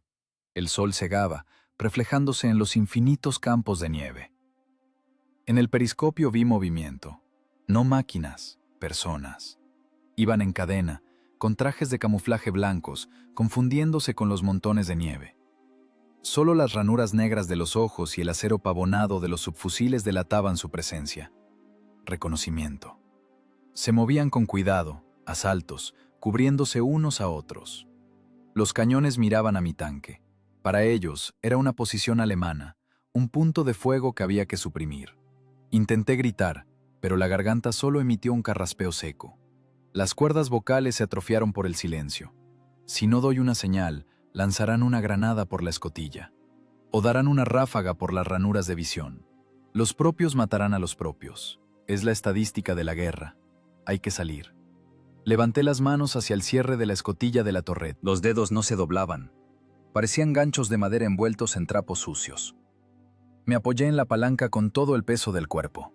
El cierre rechinó, cediendo de mala gana. El hielo que encadenaba el marco crujió. Empujé la escotilla con la cabeza. La tapa se abrió, dejando entrar la luz cegadora y el aire helado. El intento de levantarme terminó en fracaso. Las piernas no sostenían. Me levanté con los brazos, me dejé caer por el borde de la torreta y caí como un saco sobre el blindaje. Luego rodé a la nieve, golpeándome dolorosamente la cadera contra la oruga. Estaba tirado en el montón de nieve, intentando inhalar. El frío quemaba los pulmones. Sobre mí se cernió una sombra. ¡Halt!, gritó seco. ¡Manos! Levanté la cabeza. Me miraba el cañón de un PPSH. Detrás de él, ojos llenos de tensión y rabia. Un teniente joven con traje de camuflaje. No veía ante sí a una persona. Veía a una criatura. Sucia, cubierta de pelo y hollín, en harapos de abrigos alemanes y chaqueta de guata soviética. Un cadáver vivo que salió de la tumba. «Soy de los suyos», susurré. El sonido fue bajo, susurrante, como el roce de arena contra piedra. El teniente se estremeció. Bajó el cañón 1 centímetro. «¿Quién?», preguntó de nuevo. «¿Alemán?». «Gromov». Reuní los restos de voluntad para hablar más claro. «Sargento mayor, mecánico conductor, tanque número...». Tropecé, recordando el número de mi máquina. Los números se borraron de la memoria. Tanque T-34. A mi alrededor ya estaban otros exploradores. Miraban con desconfianza, con asco, con miedo. ¿Solo? El teniente se puso en cuclillas, mirándome a la cara. ¿Dónde están los demás? ¿Dónde está la tripulación? ¿Dónde está la infantería? Intenté sentarme. La cabeza daba vueltas, ante los ojos nadaban moscas negras. «No hay nadie», dije. «Agosto. Todos se fueron. Yo me quedé. Desde agosto, El teniente se enderezó, mirando a sus hombres. mientes, viejo. Tanto no se vive. Aquí estuvieron los alemanes hace 3 días. Una división entera estuvo parada. Estuvo parada, asentí. Y se fue. No pasaron. ¿Quién los retuvo? ¿Tú? ¿Solo? En sus ojos leía la sentencia. Pensaban que era un desertor, o un loco que se separó de los suyos hace una semana y se escondía en los sótanos. No podían creer en la física de lo imposible. Un solitario no detiene una división. Eso contradice el reglamento y el sentido común. Tenía que demostrar mi existencia, justificar mi supervivencia.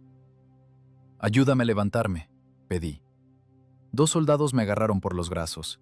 Era ligero como un abrigo vacío, huesos y piel. Me arrastraron a la popa del tanque. Mira, señalé con la cabeza el sistema de cables que iba hacia la nieve, hacia los esqueletos destruidos de las maquetas. Tira. El teniente me miró desconcertado, luego agarró el cable. Tiró. A 40 metros de nosotros, bajo el montón de nieve, algo crujió. De debajo de la nieve se levantó una construcción de madera torcida que imitaba una torreta. La lona de la que cayó la nieve dejó al descubierto el tronco toscamente labrado del cañón. Los exploradores se quedaron paralizados. «Tira del segundo», ordené. En la voz aparecieron notas de mando. Tiró del segundo cable. Del otro lado, desde el cráter, apareció el esqueleto de la otra maqueta, rota en septiembre, pero restaurada por mí en noviembre. «Este es mi pelotón, camarada teniente», informé. Intenté enderezarme, adoptar la postura de firmes, pero las piernas temblaban tanto que quedé colgado de los brazos de los soldados. Imitación de ingeniería de unidad de tanques. Apoyo de fuego, un cañón. Maniobré con fuego y objetivos falsos. Los alemanes pensaron que aquí había una compañía. El teniente soltó el cable. Miraba a los espantapájaros de madera, a mi tanque ahumado y lleno de marcas de esquirlas, y a mí. En su mirada cambiaba todo, de la sospecha al shock, del shock al horror de la comprensión. ¿107 días? Preguntó en voz baja. Afirmativo, 107. Me desabroché la chaqueta de guata. Saqué del bolsillo interior, del calor mismo, mi diario de a bordo. Un trozo de madera contrachapada en el que marcaba con carbón y un clavo los días y el gasto de munición. Se lo tendí. Tomó esa tablita sucia como una reliquia. Los dedos con guantes de lana blancos tocaron las marcas torcidas. Los proyectiles se acabaron en octubre. Comenté secamente, como si entregara el turno. Las balas para la DT entonces mismo. Quedó una granada y la TT. La técnica funciona. La batería se agotó. El agua del sistema se vació para no congelar el bloque. El cañón está conservado con grasa. El tanque no está listo para el combate, pero como punto de fuego, estaba listo. A nuestro alrededor se reunió todo el pelotón de reconocimiento. Chicos jóvenes, sonrosados, fuertes. En abrigos de piel calientes, saciados, oliendo a tabaco y pan. Me miraban como a un extraterrestre de otro planeta. Un planeta donde la vida es un error estadístico. Alguien me tendió una cantimplora. «Bebe, viejo, alcohol». Di un trago. El líquido ardiente quemó la garganta reseca. Cayó en el estómago vacío como una bola al rojo vivo. Me mareé. El mundo se balanceó. Las lágrimas, que no hubo todos estos meses, de repente brotaron de los ojos. No de lástima, de calor, de que ya no estoy solo. «Tú como aquí, ¿qué comías?», preguntó uno de los soldados, mirando mis brazos de palillo. «Ratones», respondí simplemente. «Y esperanza». El teniente se quitó el guante y me tendió la mano. Una palma tibia y viva. «Teniente Smirnov», se presentó. Su voz tembló. «Gracias, sargento. Tú nos diste tiempo. Ahora bajo Stalingrado les estamos rompiendo la columna». Y ellos, resulta, buscaban un cruce aquí. Y no lo encontraron. Le estreché la mano. Mi palma se ahogó en su apretón. «No lo encontraron», respondí como un eco. Aquí estaba ocupado. En ese momento sentí cómo la tensión que me mantuvo en posición vertical 107 días se rompió.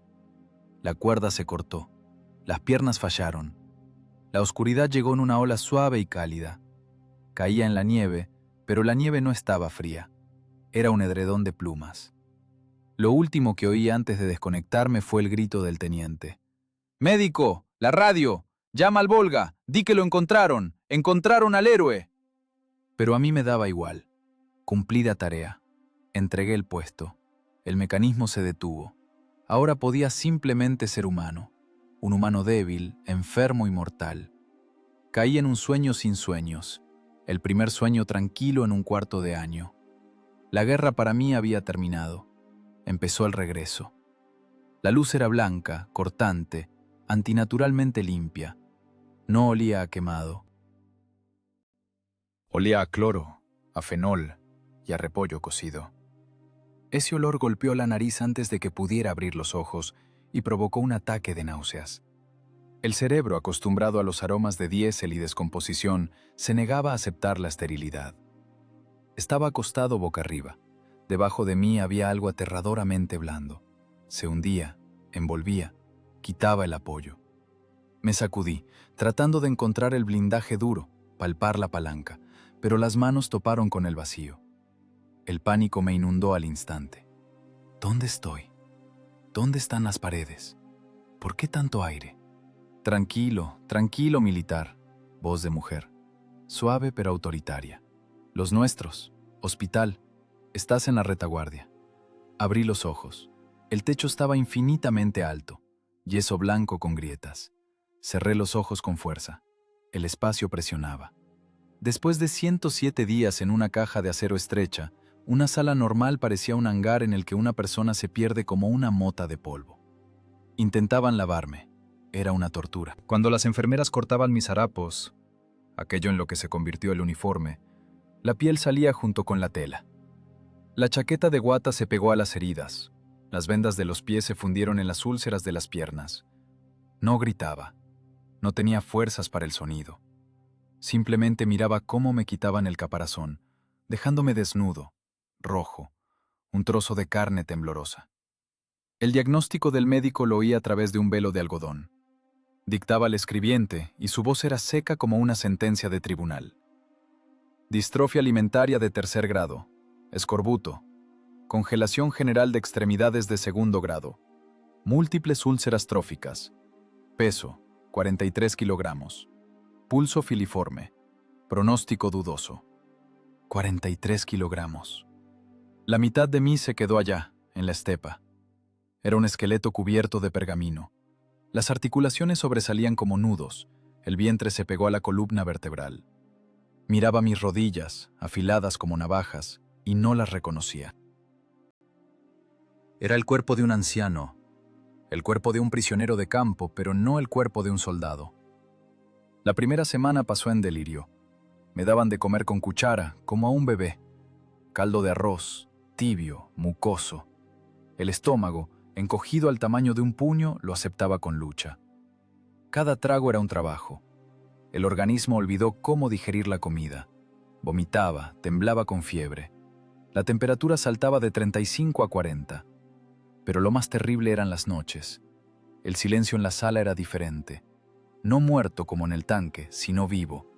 Alguien gemía, alguien roncaba, tintineaba vidrio. Pero me daba miedo dormir en la cama. Era demasiado alta, demasiado abierta. Me sentía un blanco. En la tercera noche la enfermera me encontró en el suelo, debajo de la cama. Me había acurrucado allí, cubriéndome con la manta del hospital hasta la cabeza. Allí era estrecho, duro y seguro. «Gromov», ella intentaba sacarme. «¿Qué haces? ¡Te vas a resfriar! ¡Arriba!». «Anular orden», grazné. La voz volvía lentamente. Era chirriante y ajena. Aquí el blindaje es más grueso. No toques». Me dejaron en paz. Los médicos entendían. La psique está rota más fuerte que los huesos. El ingeniero dentro de mí intentaba arreglar la realidad, ajustándola a los parámetros habituales de supervivencia. Construía refugios con almohadas. Escondía cortezas de pan bajo el colchón. Reserva estratégica en caso de cerco. Poco a poco empecé a volver. No como persona, sino como mecanismo que pasa por una reparación capital. Primero se recuperó la motricidad. Las manos dejaron de temblar. Podía sostener un vaso de agua sin derramar. Luego volvió la vista. Desapareció el velo turbio. Los colores se volvieron brillantes. Aprendí a caminar de nuevo. Primero sentarse, colgando las piernas. La sangre se iba de la cabeza, oscurecía en los ojos. Luego levantarse, agarrándose del respaldo de la cama. Un paso, otro paso. Los músculos, atrofiados por meses de inmovilidad, dolían infernalmente, pero los obligaba a trabajar. El principio es el mismo que con una palanca atascada, presionar hasta que ceda. En la sala éramos 12, tanquistas, infantería, artilleros, todos graves. A quien le falta una pierna, a quien la cara. Casi no hablábamos. ¿De qué hablar? ¿De dolor? Es igual para todos. ¿De muerte? La vimos demasiado. Pero me miraban de reojo. Los rumores en el hospital se extienden más rápido que un virus. Ese, el del ataúd, el muerto, no creían. Un día vino un coronel, sección política, uniforme limpio, correas crujientes, olor a tabaco caro. Se sentó en el taburete junto a mi cama. Ya dormía en ella, obligándome a aceptar ese riesgo. ¿Nikolai Ivanovich Gromov?, preguntó. Afirmativo. Intenté incorporarme, pero él me detuvo con un gesto. Propuesto para el título de héroe de la Unión Soviética. El decreto está firmado. Te entregarán la estrella en cuanto te pongas de pie. En Moscú saben. Stalingrado resistió, y en eso tienes mérito. Tu tanque retrasó el traslado de reservas de la Wehrmacht en un sector crítico del frente por 4 días. Y luego, con tu imitación de actividad, ataste fuerzas del enemigo por semanas. Es una hazaña. Lo escuchaba y no sentía nada. Las palabras eran bonitas, correctas, pero no tenían peso. ¿Hazaña? No corrí al ataque gritando hurra. No cubrí la tronera con el pecho. Simplemente estuve sentado en un hoyo de hierro, comí ratones y tiré de cuerdas para no volverme loco. Simplemente quería vivir mucho.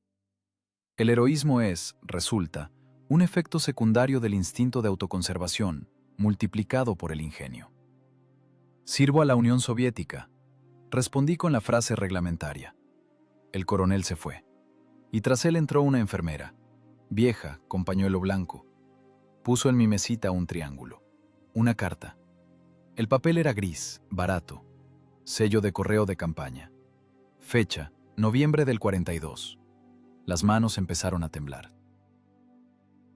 No como por hambre, sino por una descarga eléctrica que atravesó el sistema nervioso. Conocía esa letra. Abrí el sobre durante 1 minuto. Temía romperlo. Temía que dentro hubiera vacío. O una notificación de muerte para mí mismo. Kolenka. Las letras saltaban. Estamos vivos. Nos evacuaron tras los Urales. Aquí hace frío, pero la fábrica trabaja. Estoy parada frente al torno. Hago proyectiles. Nadie entró a primer grado. Te escribe cada día. Pero no hay a dónde enviar. No hay dirección. Creemos que aparecerás. El corazón dice que respiras. Dejé de respirar. El aire en la sala de repente se volvió denso y caliente. Están vivos. Todos estos 107 días, cuando me congelaba en el blindaje, cuando contaba las balas, cuando hablaba con alucinaciones, no fue en vano. Mi guerra personal tuvo sentido. No solo mantuve el cruce, mantuve la puerta de su casa. Si los alemanes hubieran pasado por aquí, podrían haber llegado hasta los trenes de evacuación. Apreté la carta contra la cara. No olía a pólvora ni a cloro. Olía a aceite de máquina y a pan. A olor de retaguardia. A olor de vida. Del pecho salió un sonido. No un llanto, no un gemido. Una risa. Una risa ronca, ladrante, terrible de un hombre que engañó a la muerte. Los vecinos de la sala giraron las cabezas. Miraban al esqueleto que temblaba en la cama, apretando contra la cara una hoja de papel gris. «Vivos», susurraba yo. «¿Oyen, hombres? Están vivos». En ese momento algo hizo clic adentro. La última tuerca se puso en su lugar. El mecanismo, roto y retorcido, volvió a funcionar. Dejé de ser ese, el del tanque. Volví a ser humano. Tenía un futuro. No un abstracto vencer al enemigo, sino uno concreto, arreglar el porche del que escribía Masha. Miré por la ventana. Allí, tras el vidrio, caía nieve. Nieve silenciosa, pacífica. Ya no era mi enemigo. No intentaba matarme. Sobreviví, pero cambié para siempre. Aquel antiguo Gromov, el mecánico alegre con el acordeón, murió en agosto del 42 en la estepa bajo el Don. Del hospital saldrá otro hombre, un hombre que conoce el precio de cada trago de agua, de cada trozo de pan y de cada minuto de silencio. Un hombre que tiene dentro, en lugar de corazón, un motor perpetuo que funciona con terquedad. ¡Enfermera!, grité.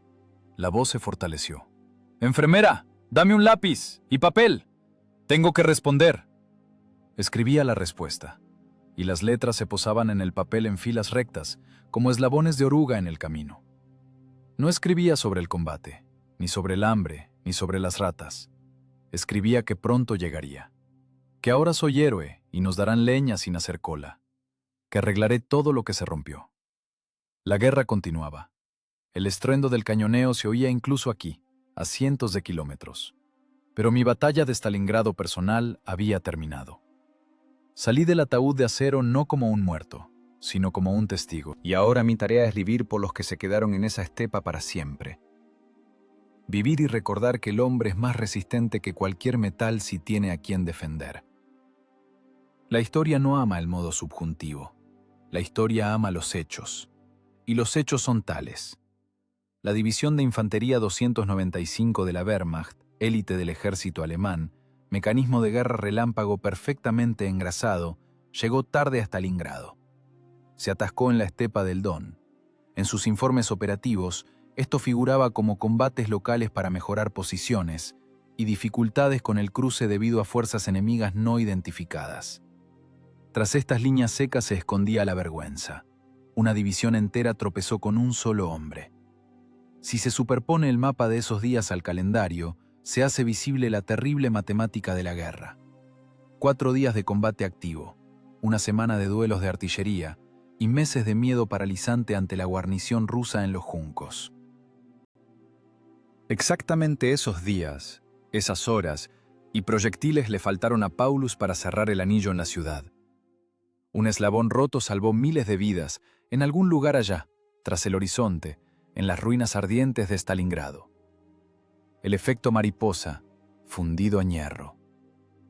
La guerra terminó para todos en el 45. Para Gromov no terminó nunca.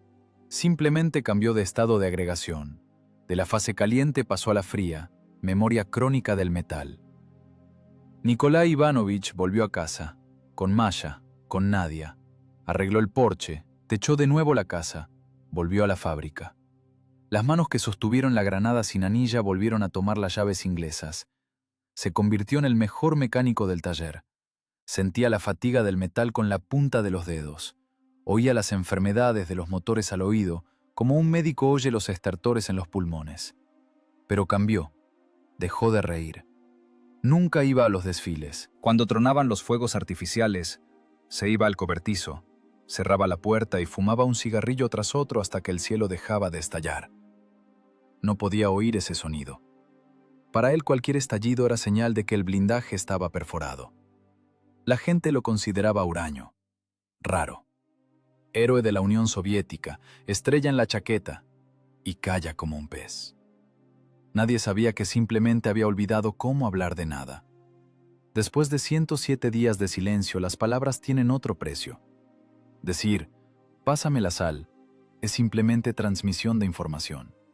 Decir, te amo, es ya un esfuerzo comparable a girar la torreta a mano. Pasaron 20 años. La estepa se cubrió de hierba. Los cráteres se suavizaron, se llenaron de ajenjo. La tierra sabe curar sus heridas mejor que las personas. Pero el hierro no se pudre tan rápido. Sacaron el tanque. Lo encontraron los zapadores que desminaban la orilla. Estaba allí mismo, incrustado en el suelo hasta los guardabarros, negro, terrible, majestuoso. Adentro estaba vacío. Solo en la pared, rayadas con un clavo, blanqueaban 107 marcas. Calendario de supervivencia. No lo fundieron. Decidieron dejarlo. Gromov fue a la inauguración del monumento. Estaba en la multitud, con su traje de domingo que le quedaba como un saco. El peso anterior nunca volvió. El viento movía el cabello gris. Alrededor daban discursos. Trabajadores del partido, pioneros, veteranos. Hablaban bonito, de coraje, de firmeza, de que nadie está olvidado. Gromov escuchaba y hacía muecas. Las palabras eran demasiado lisas, demasiado redondas. En ellas no había el chirrido de la arena en los dientes. En ellas no había olor a papa podrida y sabor a sangre de ratón. Cuando la parte oficial terminó y la gente se dirigió a las mesas, él se acercó al pedestal. El tanque estaba sobre una base de hormigón, con la nariz levantada al cielo. Lo pintaron con pintura verde fresca, soldaron los agujeros, pintaron estrellas rojas. Se veía elegante, como un juguete. Gromov puso la palma sobre el blindaje frío de la rueda. La pintura era áspera. Debajo de ella, él sabía, se esconde la vieja suciedad petrificada del año 42. «Hola», dijo en voz baja. «¿Qué tal, hermano? ¿Te lavaron? ¿Te vistieron?» El tanque callaba, pero para Gromov estaba vivo. Recordaba cada palanca adentro, cada costura de soldadura.